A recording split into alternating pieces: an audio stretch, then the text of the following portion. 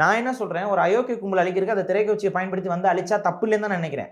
ரெண்டாவது, இதே திரைக்கட்சியை பயன்படுத்தி ஒரு மலையாள நடிகர் வந்து ரொம்ப வருஷம் ஆண்டுட்டாரு. தமிழ் நடிகர் வந்து ஆள்றதுல எனக்கு ஒன்றும் பெரிய சிம்பிளுங்க, ஸ்டெப் பை ஸ்டெப் தான். இப்ப தமிழ்நாட்டை தமிழர் ஆளணும், அது ஒரு தமிழ் தேசியவாதியாக இருந்து ஆளணுங்கிறது எல்லாருடைய ஆசை.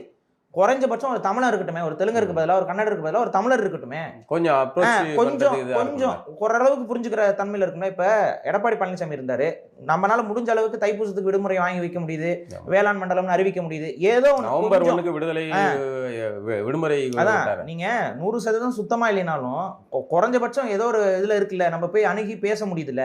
ஆனா திமுக ஆட்சியில் என்ன நடந்துச்சு, இப்ப அவங்களுக்குலாம் தெரியும், திருவண்ணாமலையெல்லாம் வந்து அப்படியே ஆந்திராவுக்கு எழுதி கொடுத்துருவாங்க போல.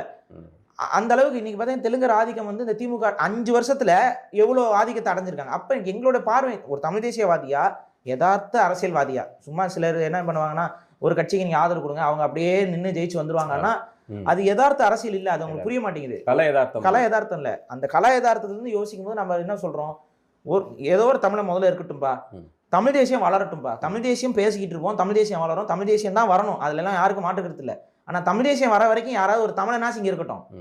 அவங்க கிட்ட குறைபாடுகள் இருக்கும், பிரச்சனைகள் இருக்கும், பிறழ்வுகள் இருக்கும், அதை சரி செய்யறதுக்கு ஒரு தமிழ் தேசியவாதி மேல வளர்ந்து வரட்டும். இப்ப நீங்க இப்படி எடுத்துக்கோங்க, ஏடிஎம்கே ஆட்சியில நாம் தமிழர் எத்தனை சதவீதம் வரைக்கும் ரீச் ஆச்சு? 8% தொட்டு மேல போயிடுச்சு.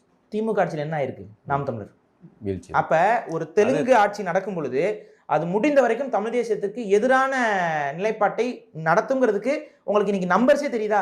தெலுங்கர்களுடைய ஆட்சியில தான் தமிழ் தேசியம் வளரும். அது வளரும். ஆனா நீங்க விஜயோட வரவையும் அதையும் போட்டு குழப்பிக்கிறீங்க. இல்ல, வளர்றதுக்கான பொட்டன்ஷியல் வந்து நீங்க எதிர்ப்பு செய்வது மூலமா சாதிக்கலாம்.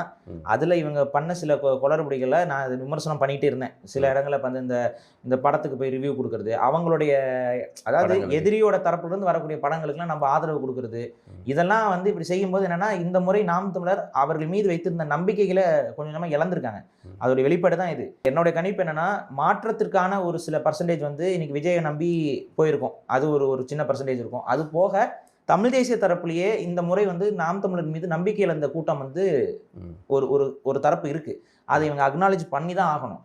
எதனால நம்பிக்கை இழந்தாங்க? எதனால நம்பிக்கை இழந்தாங்கன்னா இந்த செயல்பாடுகள் தான். பிரச்சனை எங்க ஆரம்பிச்சதுன்னா, மூக்கமுத்து இவருடைய இறப்புக்கு நீங்க ஸ்டாலின் அவர் வீட்டில் போயிட்டு ஒரு நட்பு பாராட்டினது, இல்லை வந்து அது நீங்கள் அரசியல் மாண்பு அதுன்னு சொன்னாலும் அது எந்த தமிழ் தேசியவாதிகளுக்கும் பிடிக்கல. அது தமிழ் தேசியவாதிகள் மத்தியில் வந்து ஒரு வெறுப்பை வந்து விதைச்சிது. இதுதான் உண்மை. ஏன்னா ஒரு தமிழ் தேசியவாதியாக இருக்கு, எனக்கு நல்லா தெரியும் அது.